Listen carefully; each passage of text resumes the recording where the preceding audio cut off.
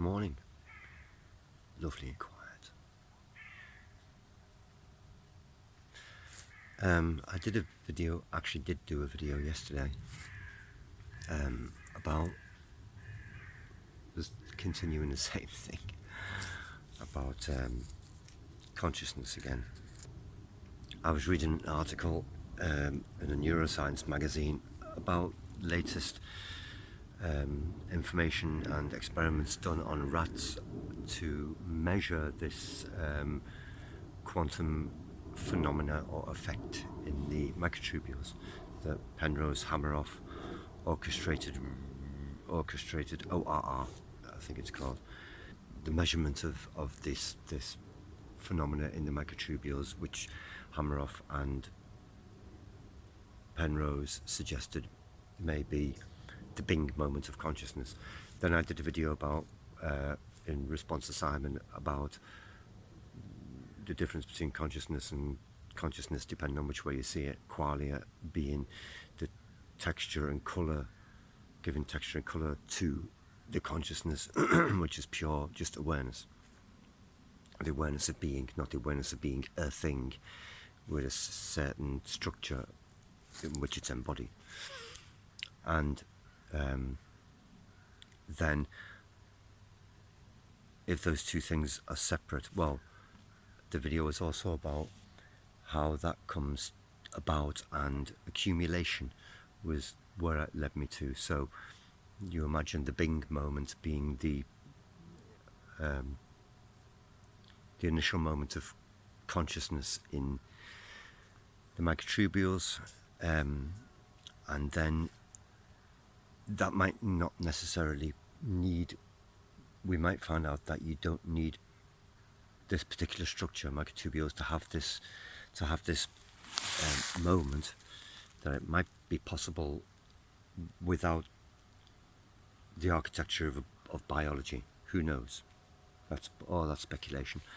But you have this Bing moment in the microtubules, and how does that get to, the complex consciousness of a adult human? The as far as we know, the most extensive or complex consciousness that we know of. And so the idea was accumulation. So, and the analogy that I was thinking of was, imagine you could follow a tornado, an F5 tornado, all the way back to its inception, right? Which everything is determined anyway, then the inception is.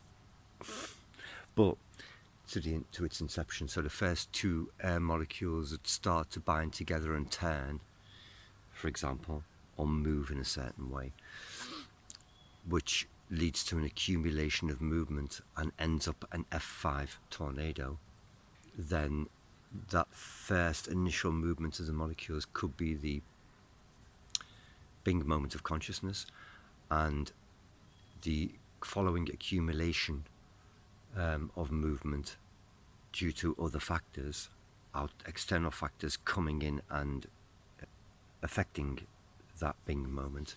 So qualia does the rest. It becomes an accumulation. So what we may be experiencing with qualia, as we see the world, hear the world and everything else, is more the accumulation of qualia, the accumulation of qualia on top of consciousness, as opposed to the tiny initiator of the whole thing. And depending on where the qualia happens, then the effect becomes different. I said, if this happens over water, it becomes a water spout. If it happens over fire, it becomes a fire tornado, or a sharknado. I also said, if you don't know Sharknado, go and watch the film, the original, the first one. Very funny. So the initial moment is relatively small and innocuous, but the accumulation process leads to this complex consciousness that we have. And then the idea sort of occurred to me, and I've said this before, I think, that when we sit and meditate, essentially one of the purposes of sitting is to reduce qualia. You close your eyes, you hear sounds but you blend them out, you get used to movements on the skin and so on and so forth. All of that is sort of a reduction, it seems, of qualia as much as possible in order to, well, focus in, but I say defocus in on just the sense of being. So it's like you're trying to reduce the stimulus of qualia in order to just have that moment of being. As if, again, you could liken it to trying to get to the core of the qualia, which is the witness, the thing that is witnessing the qualia, kind of thing. So you're shutting the qualia out to get to the core, the very core of the sensation of being, which anybody who's sat meditated long enough will know has a particular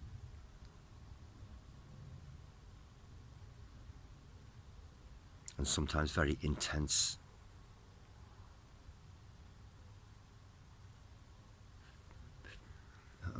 you can see I find it difficult to find words, feeling of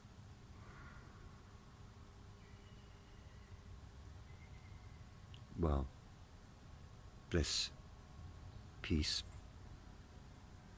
calmness, joy, inexplicable, but a certain sensation, and to call it a sensation or a feeling is also not doing it justice, but let's just call it that, a certain sensation or feeling.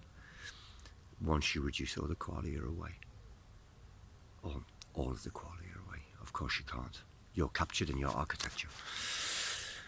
But so all of this and the experiments on the rats that they've been doing, and if they find this initial moment of consciousness, the Bing moment, then it would suggest that those two things are separate. There is a conscious Bing moment where the sense of being is sort of born or realized for the first time, because there's no guarantee that it didn't exist before. And then there's an accumulation, a system of accumulation that makes that then highly complex, and that's the qualia. And this is where we end up with, human consciousness, quite advanced. So there will be two separate things that work in tandem in order to create the ausgeprägten, highly complex, expansive consciousness that we have.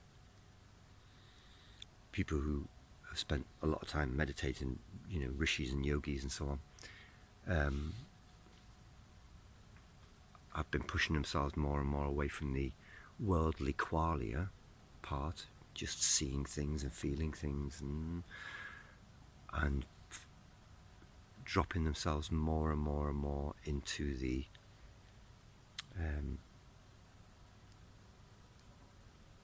initiator, or the original witness, as it's called, the witness of the events. It's one of the sort of things used in meditation to sit and realize, feel all the sensations, but ask yourself constantly, who or what is feeling those sensations? Who or what is observing this sound, observing this feeling?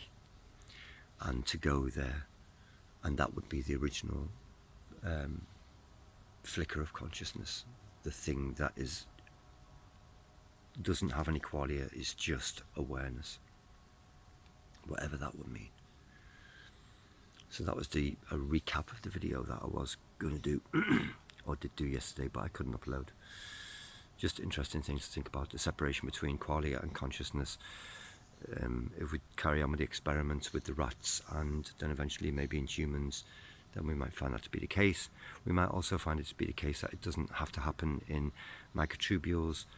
If it is limited to microtubules, then its microtubules are in eukaryotic cells, so then it's not limited to human microtubules. Why would it be? And it might not be limited to microtubules at all. It might be a phenomenon that doesn't require that kind of structure to take place. Maybe it takes place, or can take place anyway, with other kinds of structures, or with just quantum mechanics. Maybe quantum mechanics would just allow that to happen, or under certain conditions, and it doesn't actually require physical structures of proteins. Who knows? Just stuff to think about again. So yeah.